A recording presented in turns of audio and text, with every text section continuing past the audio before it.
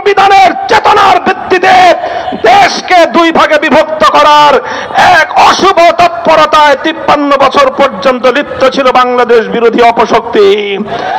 সংগ্রামী সাথী ও বন্ধুগণ, সেই দেশ বিরোধী ষড়যন্ত্রের খেলা খেলতে খেলতে ফ্যাসিবাদের নেত্রী, বাংলাদেশের খলনায়িকা শেখ হাসিনা, আমার দেশের বৈষম্য বিরোধী আন্দোলনের মহানায়ক 4 কোটি ছাত্র জনতাকে যখন রাজাকারের বাচ্চা বলে গালি দিয়েছিল, তখনই দেশের মানুষ চূড়ান্তভাবে সিদ্ধান্ত গ্রহণ করেছিল ভারতের সেবাদাসী বাংলার ক্ষমতার মসনদে থাকতে পারে না। আজ 24-এর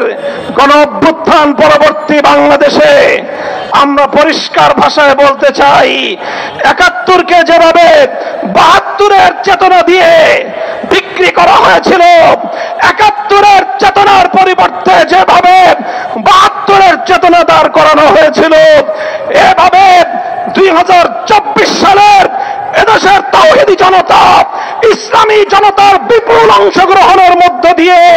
সম্পাদিত গণবিপ্লব, গণ অভ্যুত্থান, ফ্যাসিবাদ বিরোধী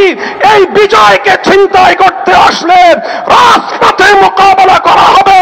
রাজপথে মোকাবেলা করা হবে ইনশাআল্লাহ।